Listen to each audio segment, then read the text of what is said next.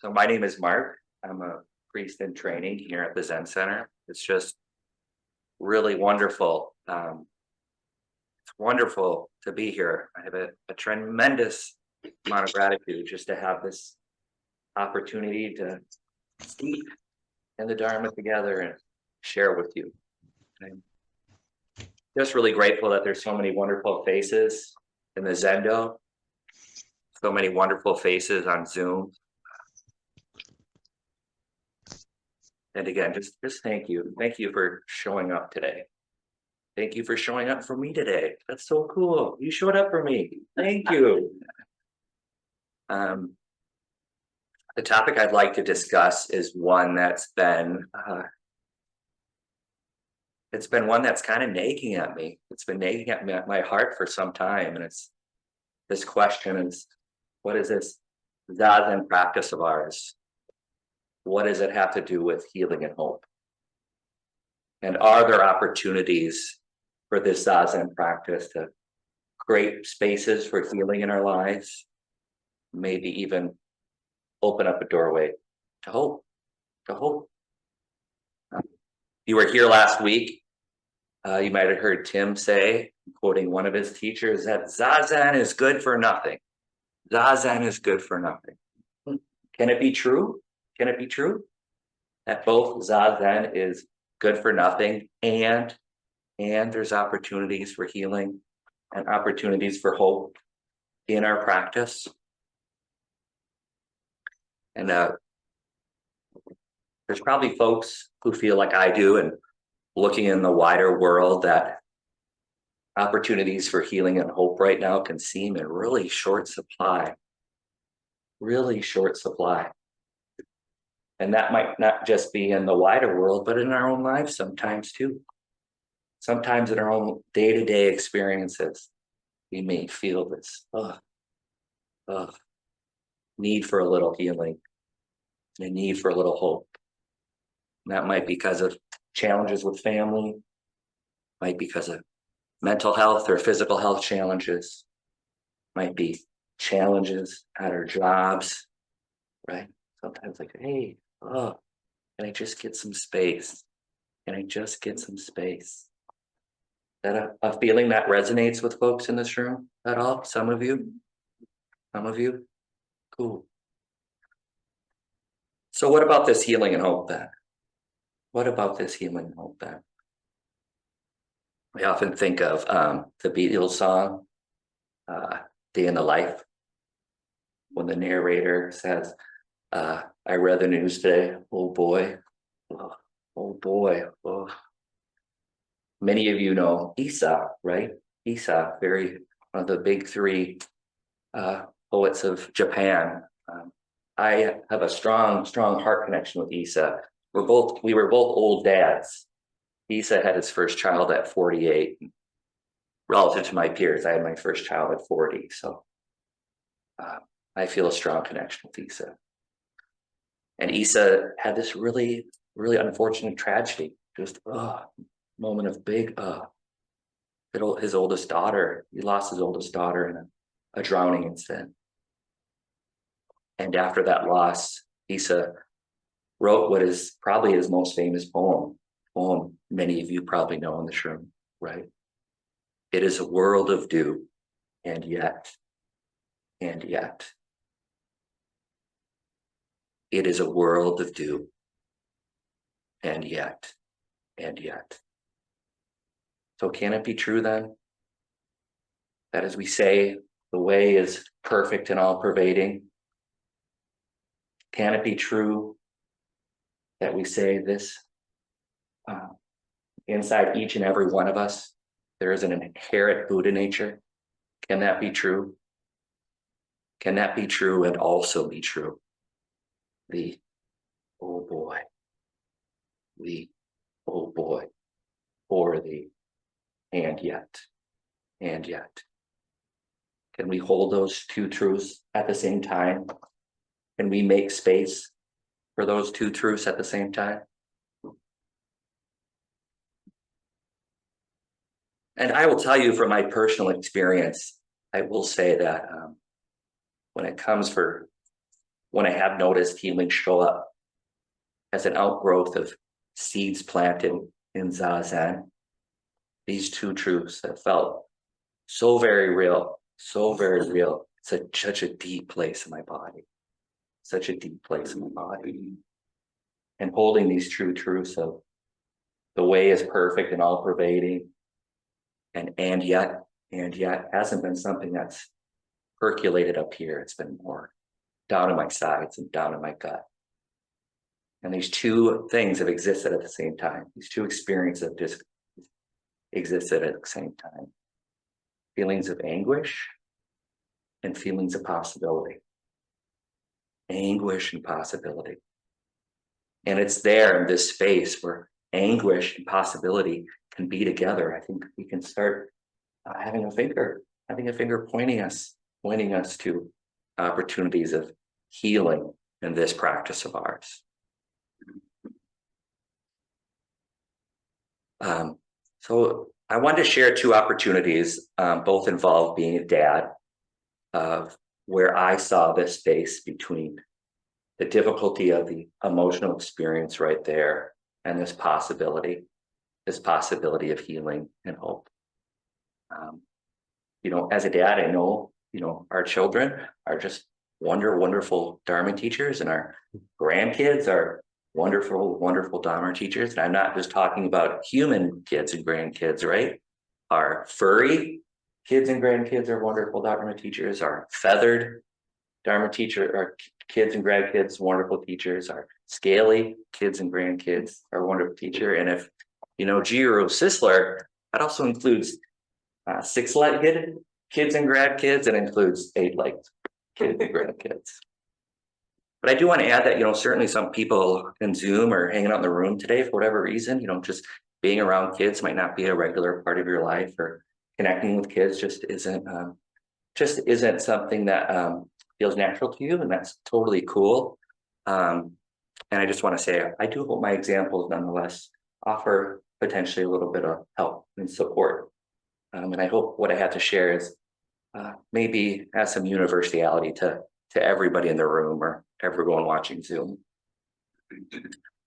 So just to start with, talking about healing, my daughter Lucy, who many of you have met, she's been running around here. She has been part of our children's program. So I'll tell you a quick story. So the Saturday before Halloween, Lucy was planning to go to the children's program the next day, and we were having dinner with my aunt. And my wife said to Lucy, she said, Lucy, you can wear your Halloween costume tomorrow to the children's program. And then in reference to Ted O'Toole, our guiding teacher, Lucy said, what? Ted is going to freak. And then my aunt asked Lucy, who's Ted? And she said, oh, he's the man who lives at the Zen Center. I thought that was the perfect response. So Lucy's arrival was very unexpected and scary. Lucy was born on October 28th, but she decided to show up 14 weeks early on July 22nd. She was born at 26 weeks. So that weekend was busy. My wife and I, we closed on our house in Columbia Heights that Friday. We moved all our stuff from our duplex in Northeast to our new home that Saturday, and then that Sunday, Lucy showed up. So that morning, when Lucy was born, we were just expecting a day like any other, right? Day like any other. But my wife, she had her own nagging question going. She had her own nagging question. She just didn't feel right. She just didn't feel right. And she kept saying that over and over. I'm just not feeling right. So we called the nursing line, and the nurse encouraged us just to chill out, just wait, get some rest, wait till the early afternoon. And if you're still not feeling well, come on in. But this nagging question persisted. And we ended up going to the hospital. So I remember it's very vividly. We were driving west on Riverside Avenue in Minneapolis, passing Hard Times Cafe, if you know where that area is. And I looked at the clock radio, and it said 12:08. It said 12:08, and I remember thinking to myself, okay, it's 12:08, we'll have our appointment at 12:30, we'll be back on the road by 1:30, we'll be home by 2. And we didn't end up actually leaving the hospital as a family until 116 days later when my daughter was discharged. So my wife, when she gave birth to Lucy, it was a surgery, so I wasn't there. I was chilling out in this small little waiting room, just waiting, just waiting, just waiting. And this was like quiet of being in this room. The quiet of this being in this room was a deeper, deeper quiet than I ever experienced. A deeper, deeper quiet than I've ever experienced. And then these nurses kind of came in, pushing this little like weird, I've never seen anything like it. It was like this weird bubble thing on a cart. And they said, "You're a father, you're a father." And I looked inside this little bubble thing, and there was the smallest human being I've ever seen. The smallest human being I've ever seen. And this bubble thing was an isolate, which a lot of times preemies stay in while they're gaining weight and growing. And then they left, and it was just me on this tiny, smallest thing I've ever seen. 2.1 pounds, so tiny, so small, but had these eyes that were wide open, just looking at me. And, I was too overwhelmed to even sort of put two thoughts together, right? I was too overwhelmed to put two thoughts together. So in this room that shared in that same silence, in this room were so quiet, somehow yet felt so big. And in the tumult of that experience, I felt vulnerable. I felt fragile. And my newborn daughter, she seemed just as fragile and vulnerable to me. But there was this connection, right? A heart connection so strong. And looking back on the experience, I'm reminded of one of our koans that we talk about a lot, that we return to a lot here at the Zen Center. And it's the one that's on your program, on your bulletin. So you can read along with me. We put it in the chat too, so you folks hanging out with Zoom can read it. But this is from case 20 from the book of Equinimity. Famously ends with the line, "Not knowing is the most intimate." So maybe just by a show of hands, how many people have heard this before? Oh, yeah. Oh, wow. A lot of folks. Good. You know what I'm talking about then. Maybe we just wrap it up and go have tea. So, not knowing is the most intimate. The koan reads, Dizang asked Fayan, "Where are you going?" Fayan answered, "I'm on a pilgrimage following the wind." Dizang then asked, "What are you on pilgrimage for?" Fayan replied, "I don't know." Dizang said, "Not knowing is the most intimate." As I said, we spend a lot of time talking about that line, "Not knowing is the most intimate," right? Gratefully so. What a teaching. Not knowing is the most intimate. What I'd like to do is just chill out with Fayan though for a little bit. I love this Fayan's response. "I'm on a pilgrimage following the wind." What are you on pilgrimage for? I don't know. Pilgrimage following the wind. What do you think? Should we go together? Right now? Pilgrimage following on the wind? I'm game, Zoom friends. We'll make it a virtual as well as in-person experience. And I think, sometimes following the wind can feel really good, right?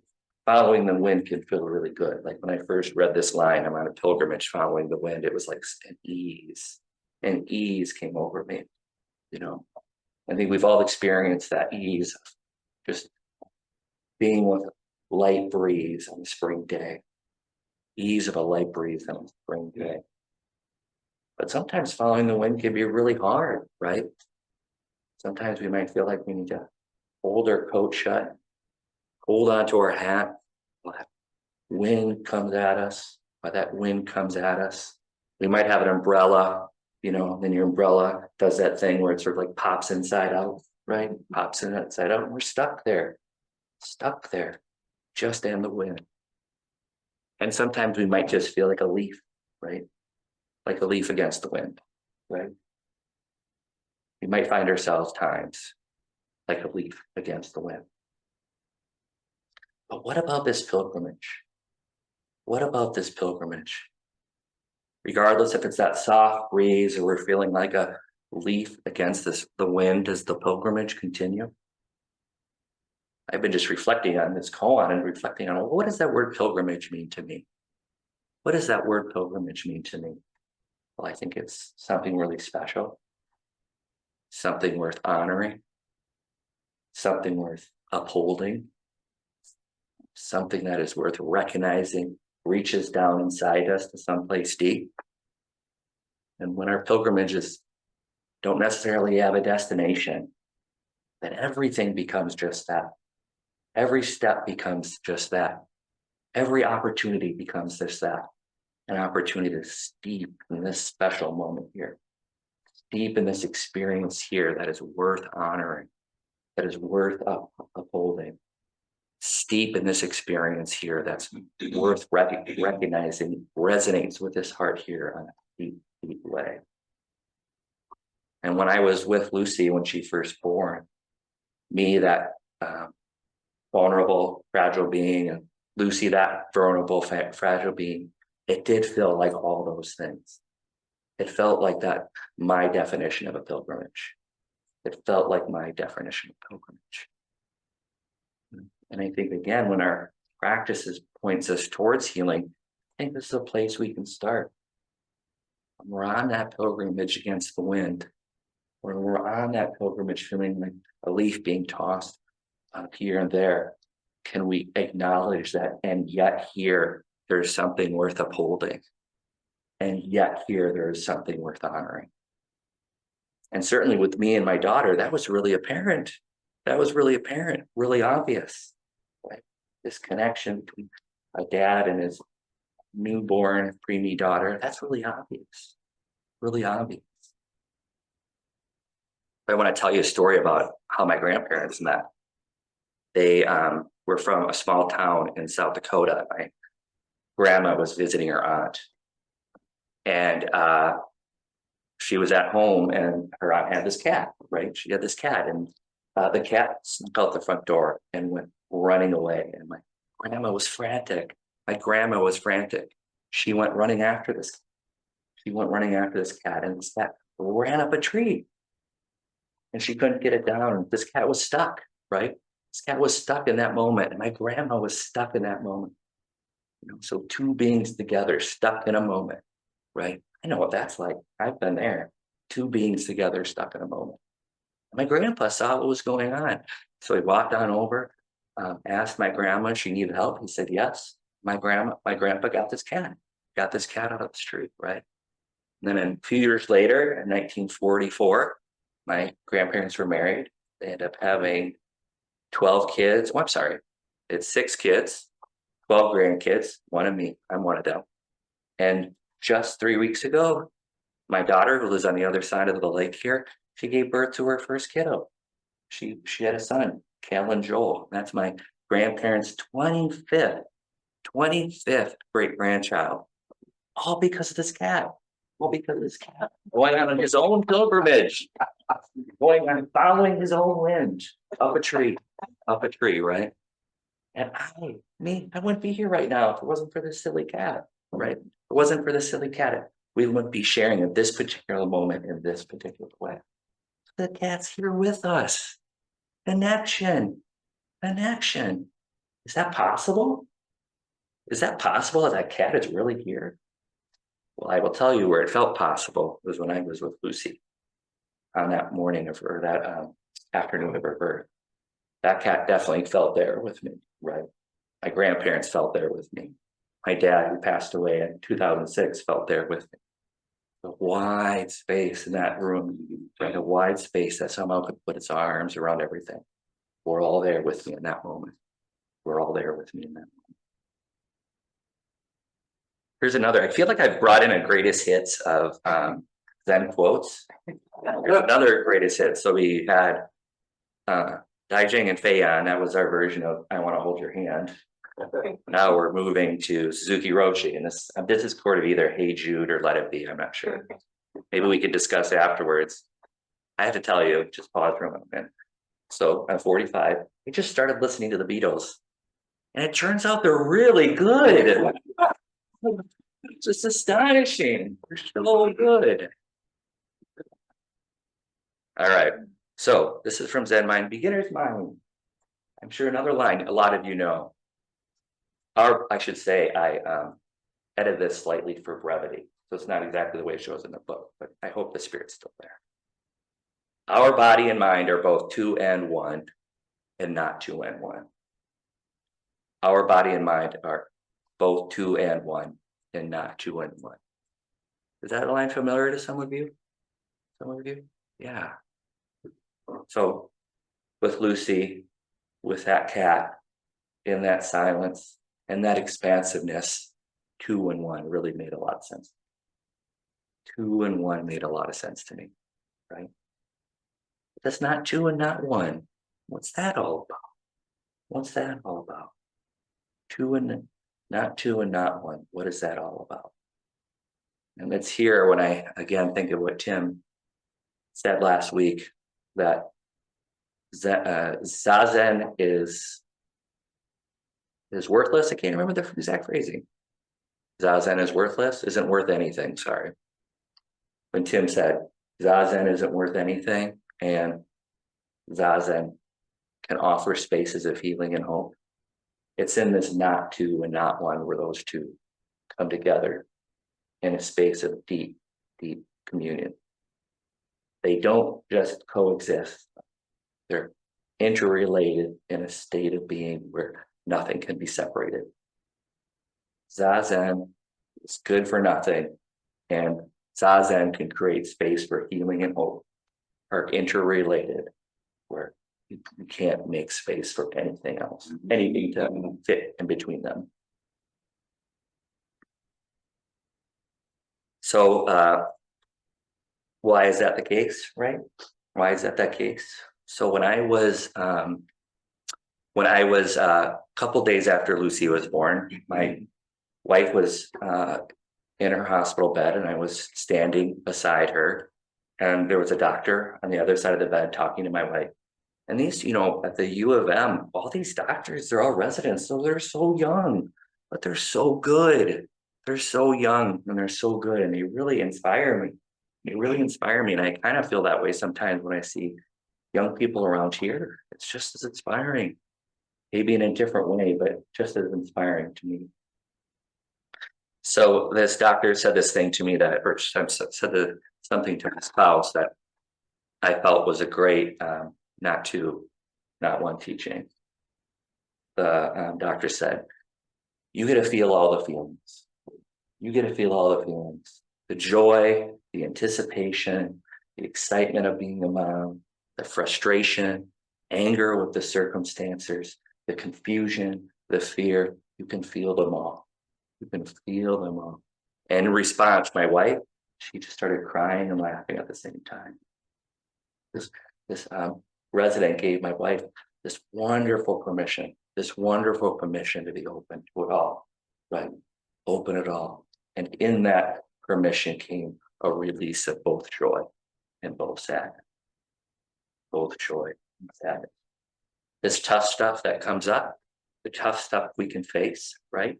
We can see it in its totality as it comes up and falls away. We can be with it. We can feel it in our bodies. And maybe even we can recognize it as part of that pilgrimage, our pilgrimage following the wind. Right? But we also can understand that none of it is really us, right? This bevy of emotions arising and falling away, none of it's really us, right? And here's Genjo Koan. Here's Genjo Koan. Well, the Genjo Koan is so healing to me for this reason, that we can experience our lives at everything that it is, right? We can experience our lives and everything it is, but that story we all so often put over that story that can kind of get us stuck. We can experience that too. We can experience that too, and we can get stuck in it. Or we don't have to get stuck in it. We don't have to get stuck in it, right? And we can also just take our arms and go, none of it is really anything. None of it is really anything. All that really is this experience opening this heart right here. So again, Joe Cohen has that famous phrase. Oh, here's another famous teaching. This one will be, this one is going to be, I'll figure it out later. I should have thought of this beforehand. So I'm just new to the Beatles. I just don't know their hits yet. So again, Joe Cohen goes, to study the way is to study the self. To study the self is to forget the self. And to forget the self is to realize the myriad of things, or to realize the totality of all things. That wide arm embrace. Realize that wide arm embrace, right? So, and I think this is kind of a teaching that this brethren was offering my spouse at that time. You know, you can feel all the feelings. It's the teaching of Genjo Kanlan. Study this way is to study this self here coming up in this bevy of activity. That is the universe working through us at the moment, and us working through the universe at a moment, right? And in that study, the stories and the tapes and the things that we tell ourselves to make sense of these emotions, we just let them quiet down. And that quieting down, there's a forgetting, right? A forgetting, there's a doorway to something much bigger, right? And also much more intimate, right? Which Dizang's talking about, this self-forgetting, this not knowing, right? It's a doorway into something impenetrably much more intimate. This experience right here. And opening up to this experience right here, and this, under this wide embrace of our arms, and this realization of this teachings of not one, not two, and one and two, teachings of the study of the self is to forget the self. As I said earlier, I find inherently healing. Does that make sense to folks at all? Do people connect with that? Some of you? Well, I just want to share one more story, and I'm noticing the time, and I really want to hear what you all are thinking and have to say, or might want to share. Sometimes when you give these talks, I think the discussions are always the funnest part, and I'm really looking forward to your thoughts. So my Lucy's 5 now. She's doing very good. She's hit a lot of her milestones. She still has some challenges around hyperactivity and paying attention, and some learning challenges. As a 5-year-old, her preoccupations are mainly, when's my next opportunity to have the iPad? How can I not eat my dinner yet still somehow get dessert? And then, she has a new cousin, which is very intriguing. So exactly where her new cousin came from is something that she's very interested in. She asked me a week or so ago, Dad, how did Auntie Beth get Callan made? Dad, how did Auntie Beth get Callan made? And I just said, well, Lucy, it's a really complicated question. And the answer is basically, it was the storks. The storks did it. And I moved on.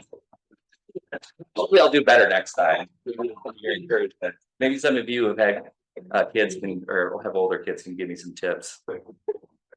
So so I guess where I talked about where I found healing, and now I'd like to mention a little bit about where I found hope in this practice. So Lucy just started kindergarten, and it's my job to drop her off at school. And the school year started really rough. It was a huge challenge. It was a challenge for me, and it was a challenge for Lucy. So at Lucy's school, there is sort of some exterior front doors. You walk into those exterior doors, and there's like a vestibule, and then there's front doors that go into the school. And there's a white line kind of 2/3 into this vestibule that says, students and staff only behind this point. And you have to walk Lucy into the school, but can't go beyond that white line, and walk her actually into the interior of the school. And every day I would drop her off, and Lucy couldn't do it. She couldn't do it. She couldn't go over that white line. She couldn't walk into the school on her own. It was too much for her. So she would grab a hold of me tight, cry and sob. I would stand there wanting to cry and sob too because I felt so bad for Lucy, and there was nothing I could do, nothing I could say. I couldn't coach her through it. I couldn't coach her through it. Just words. I was at like a complete loss for any series of words to string together to improve this situation. And this happened morning after morning after morning for a couple of weeks. And I got to the point where I really started to get afraid of dropping her off at school. Even right at first thing in the morning, I started worrying about it. But of course, just over time, the idea of crossing that line and going to and through that door, Lucy became a little bit more comfortable with it, right? And then the day came where I walked her up to the white line and she walked through on her own for the first time. And I was so proud. I was so proud. And then it became no big deal. It became no big deal. Lucy really likes Bugs Bunny, and she likes to talk like Bugs Bunny. So one time I dropped her off and she opened the door and then looked at me back at me and said, "Nah, get out of here." So and now of course I drop her off and it's like she doesn't even look at me. She just runs right to school and says, "Bye, Dad." This really amazing thing happened one morning. It was right before Thanksgiving, and Lucy was at a point when she was feeling very comfortable entering school on her own. And one of her little friends in her class, Henry, was having a tough day. He was with his mom crying, and he didn't want to go into the school, didn't want to cross through those exterior doors, didn't want to cross that white line, didn't want to walk in that school. And Lucy saw what was happening, and she walked over to him and she started rubbing his back, just like we do when Lucy's upset, right? Rubbing his back. Then she reached over and gave Henry a big hug. And she took Henry's hand, and the two walked into school together. And I thought, isn't that our Bodhisattva vows? Isn't that our Bodhisattva vows? We face challenges. We find ways that we can both be with that challenge and then also maybe do something different. Take our own step across that threshold, right? And then we don't just stay on the other side. We find others who need help, right? And we help them, bring them from that one shore to the other shore. Help bring them from one shore to the other shore. And that's hope to me. Wow, that's a lot of hope to me. So the hope that I find in our Bodhisattva vows isn't necessarily a hope that exists in a far off time or a far off place, but that's a hope that's just a natural extension of our practice right here and right now. A natural extension of our practice right here, right now. So just imagine that. Just imagine it. Beings are numberless, bowing to freedom. Hope, hope. Illusions are exhaustible, bowing to extinguish them. There's hope. There's hope. Dharma gates are bound, bowing to enter them. Hope, hope, hope. Buddha's way is unsurpassable. And we vow to become it. We vow to become it. After seeing Lucy and Henry there, a couple of magnificent Buddhas, weren't there? Just like right now in this room, there's a whole bunch of magnificent Buddhas. One magnificent Buddha after the other, all in different disguises. And online virtually, somehow, one magnificent Buddha after the other, all in different disguises. So just flashing back for a moment to the hospital when Lucy was born, after my mom got there and Lucy, her Corinne was still in surgery. I was sitting like in the little family waiting room area they have. My mom was sitting next to me, and Return of the Jedi was playing on TV. And I'm a Generation Xer, so I've seen that movie about 10,000 times, and it means a lot to me. So being able to watch Return of the Jedi in that moment was just like, oh, warm blanket right here. Warm blanket right here. It's the first movie I really remember seeing in the theater. But isn't it strange to think? Isn't it strange to think that it was possible. In 1981, 1982, they're making Return of the Jedi. There's artists, there's visual effects folks, there's people doing makeup, putting puppets together and creating this movie. Could any of them possibly know? Could any of them possibly know that a moment in time, some decades later, what they made would be comforting someone, in a hospital? Is it possible that they could have known it? Right? That was their pilgrimage on the wind. It's just to be present and make Return of the freaking Jedi. That was their pilgrimage on the wind. Just like that cat.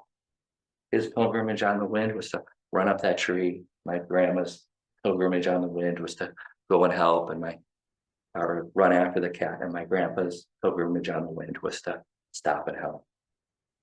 We're all on a pilgrimage on the wind right now. Who knows what the outcome will be? Who knows what the outcome will be? Right? Who knows what's possible? Just by living these bodhisattva vows in the most simple way right here. The most simple way right here. Who knows what's possible? Who knows what's possible? So the Heart Sutra, we chant the Heart Sutra every morning here. I think Ben might have taken the group through the Heart Sutra a couple Sundays ago. But it starts with this passage that reads, Avalokiteshvara Bodhisattva, when deeply practicing prajna paramita, clearly saw that all aggregates were empty and thus relieved all suffering, right? Thus relieved all suffering, not just his suffering, not just the suffering of others, all suffering. I'll read that again.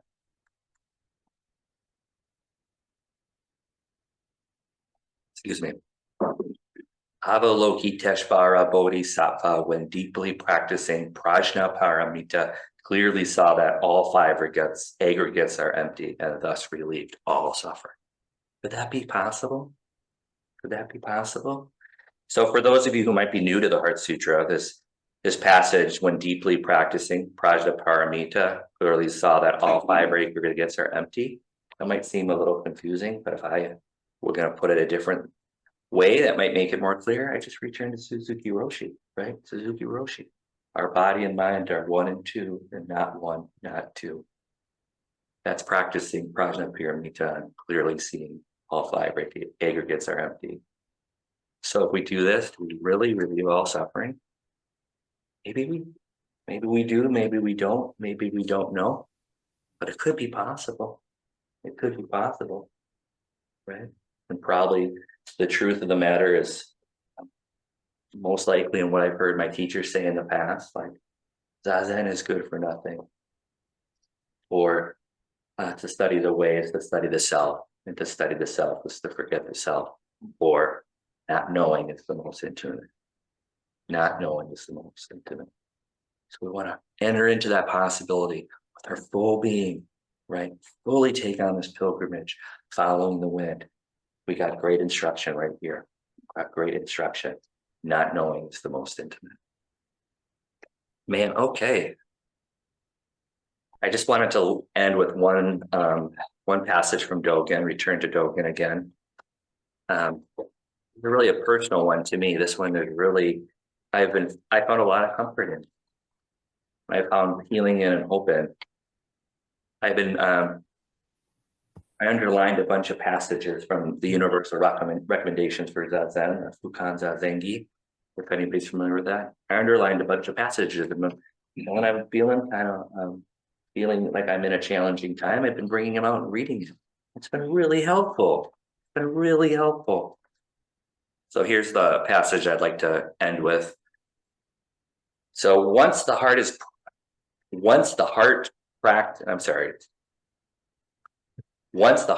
practice is grasped, you are like a dragon gaining the water, like a tiger settling into the mountains. For you must know that there in Zazen, the true Dharma is manifesting. Read that again. Once the heart of practice is grasped, you are like a dragon gaining the water, like a tiger settling into the mountains. For you must know that just there in Zazen, the true Dharma is manifesting itself. So who is this dragon gaining the water? It's us. We're the dragon gaining the water. You know, the dragon myths are rooted in the archetype of the serpents.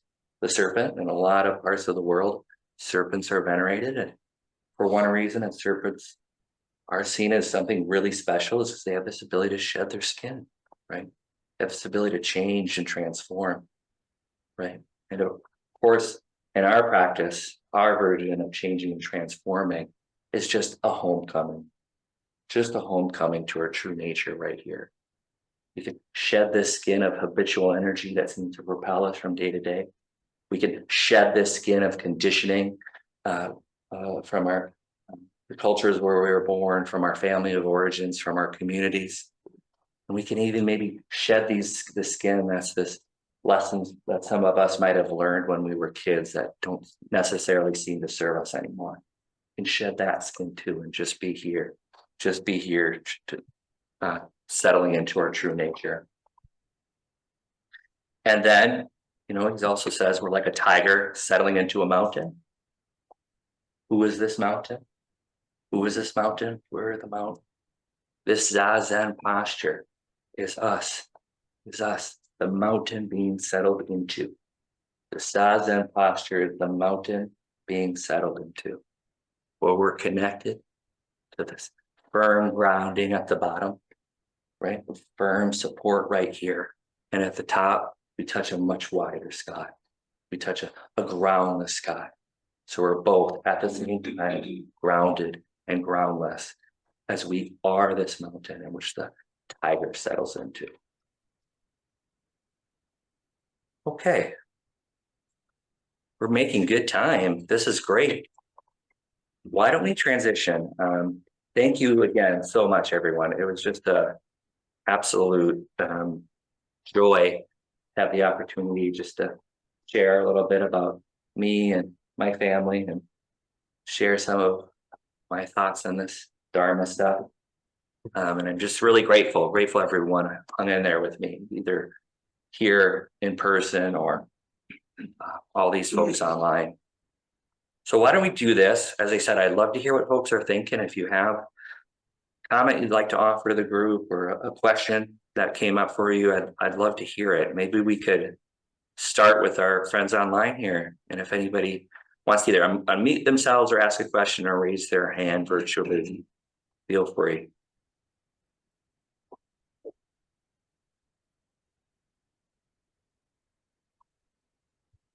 Oh, Ellen. Ellen has a question. Oh, I think you're on mute still, Ellen. Sorry, I just wanted to thank you for your talk. I found it really helpful, and how much I appreciate practicing with you. Yeah. And yeah, and I'm a huge Beatle fan, and my favorite lyric is "All you need is love." Ellen, maybe email me some good Beatles song suggestions to give me some more deep cuts to keep me going in my exploration. Oh yeah, well, you can't go wrong no matter what you pick, as far as I can tell. So thank you so much. Thank you, Ellen. So good to see you. How about you, Judy? Oh, Mark, thank you so much for this talk. I have never heard you speak before, and I just feel so connected to you. To be able to talk about Dharma in a way that touches my life, that is the thing that helps me the most.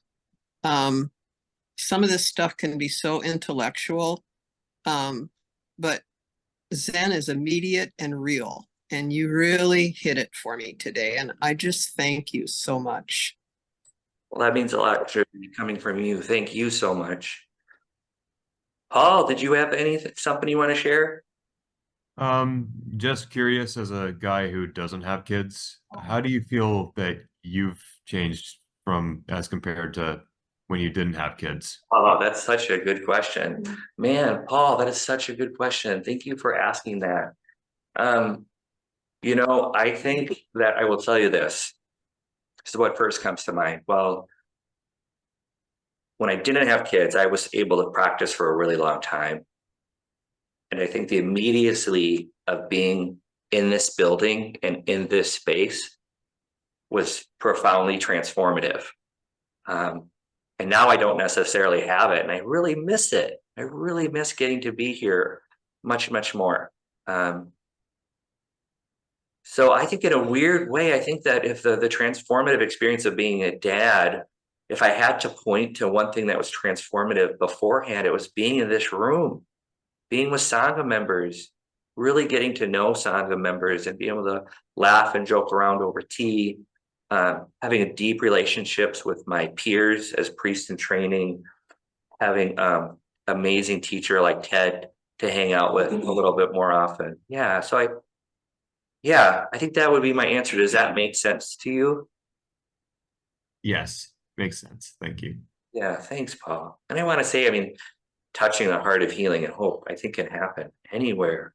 Writing a song, playing music, throwing ourselves into the things we love, taking a hike in the woods. Holy cow, what's more healing and hope filled than being in the woods? That's what I think anyway. Yeah, cool. Well, let's go ahead. Maybe we could offer some space to the folks in the room. Go ahead, sir. Leo. Mark, I just want to say that was such an absolutely beautiful story. Mhm. And, very moving, and I want to thank you for sharing that with us. It was just beautiful. That means a lot. Thank you, Leo. Go ahead, sir. I just I want to say this is, along with everybody else that said it, thank you. Oh, I guess how this applies with me lately has been lots of being afraid of not knowing what's going to happen after I finish my schooling, or what if it's as simple as exams that are coming up that I'm not confident. I'm trying just to constantly figure it out. Oh, if this happens, how am I going to respond? Or what happens if this? And it's just like, it's been, sometimes it's just like, I can absolutely be with this, no problem. Other times I'm trying to sleep, and it's just, I'm trying to go through everything that's in my head, trying to prepare for things. Yeah. I can't. It's hard to be with that and not know. But this was a very nice fresh perspective of things. yeah. So thank you. Yeah. So I remember that. I still feel that way sometimes too. Like it's like you have this intellectual mousetrap going on your head. And if I take this job, that means I can do this thing, and I thought I'll move here. But no, wait, what if I move here? I know that's a really challenging time, Nick. So I totally get it. Yeah. I'm glad things were helpful. Go ahead. I just want to say, I really enjoyed the talk. I love the personal part of it. Yeah. I love that you put in these really recognizable poems and saying that we and use it to support what you're trying to say. Yeah. And I love that some of the visuals are very beautiful. Thank you so much. Oh my gosh, thank you. I'm so glad you're here, hanging out. You had a big smile on your face. Sometimes when you give these talks, I should say sometimes when I give these talks, I get really anxious.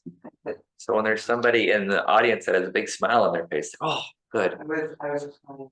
Oh, thank you. So you supported me. We gave the talk together. Jenny. I'm also great, like everybody has said. Mark, thank you so much, just for sharing your tender heart with us. I felt I was sitting here like, oh, my tender heart is hearing your tender heart. Oh, yeah. Also, that koan, the way that you talked about it today, I mean, I've heard it before. I think we've talked about that koan in our koan class that's going on right now. And I hadn't really ever sat before with the part of for some reason, when he says, I'm going up a ridge, I don't know. Yeah. The way that you talked about that today, often my experience with koans or with not knowing, like Nick was talking about, is like, oh, I don't like that. I don't like the not knowing. But today with this, it felt like, oh, it's a relief. Like it's coming to like accept and understand, I don't know, and like, that's great, I don't know, it can feel like a relief, you know. Jenny, that is such a good point. Cause I thought the same thing. And when I was just kind of hanging out with this Cohen, I realized maybe Dizang here, not knowing is the most intimate. I think he might be trying to be encouraging. He's trying to be encouraging to Fayan, say, yes, you're on the right track. Keep going. It's good that you don't know. Good. I totally agree. Go ahead in the back.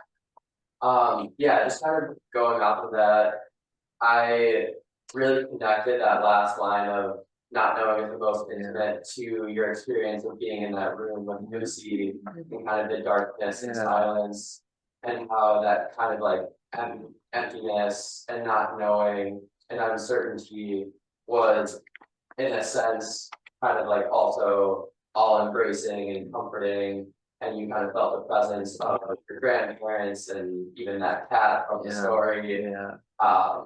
And how kind of not knowing or uncertainty, nothingness, is sometimes the only thing that's large enough or expansive enough to include everything, to include like the presence of God. And Yes. What is your name? I'm Sam. Sam? That's a wonderful comment. And I'm just realizing I forgot to reference a Pema Chodron quote, who I think is speaking so exactly to what you're saying, Sam. So Pema says in her book, Living Beautifully with Uncertainty and Change. May we all learn that pain is not the end of the journey, and neither is delight. We can hold them both, indeed hold it all at the same time, remembering that everything in these quixotic, unpredictable, unsettled, and unsettling, exhilarating, and heart-stirring times is a doorway to awakening. That's pretty good. Thank you again, Sam. Margaret, did you want to say something? Yeah, a little bit like you just talked about. In 1972, my brothers were both sick. And it was a really hard time for my family. And this line from this koan, I'm on a pilgrimage chasing the wind, brought to mind that time for me. And it was, my parents owned a house in a small town near Boulder, Louisville, Colorado. And at that time, it's no longer true now. At that time, they had no housing between them and the Flatirons, which are these big hunks of rock near Boulder that are sort of the opening to the mountains, coming through the foothills, and then you start getting into the mountains at Flatirons. And that year, there was this terrific wind that was blowing off of the mountains. It was so bad. My parents had this big picture window. It was so bad that it blew out the window in the front of the house. And I can still remember my brother. Oh my goodness. Having cancer treatment, building up the spores for my dad to own in, so we had protection from this wind. And it was, there were blow cars on the freeway. It was so strong, amazing wind. And then that year, both of my brothers passed away 10 months apart. It was a very difficult time for me. But ever since then, I've always heeded the wind. Yeah. It gets really windy, I'm like, gosh. But that's why I'm thinking, that of course was a monument year in my life. I just come back from Japan and my brothers passed away. My universe had changed. And I realized, that was a lot of what life is, you're just something's like your daughter. I remember when your daughter was born. Just like, whoa, that's a big change. You're gonna be experiencing a whole different life now. And that, that's a lot of what life is. You like to think you have your path, or remember in my 20s thinking I had my path. And then this happened, and I realized I don't know what my path is. I don't know what life is all about. And eventually I got here. It took me a while. But that's just so much, not just engaging with good times, but all these things that arise that are like, oh, this is what my life is going to be. Yeah. Well, that's well said, Margaret. Thank you. Why don't I just looking at the time? We do have a comment in the chat box from Tom. Tom, do you mind if I just read your comment? Maybe we could discuss it. Okay, let's see. This is Tom. I kind of wonder what to do, given that it feels like every job or career I've ever had, every office I am ever in, I don't feel like I belong or that anyone wants me there. Been fired a couple times.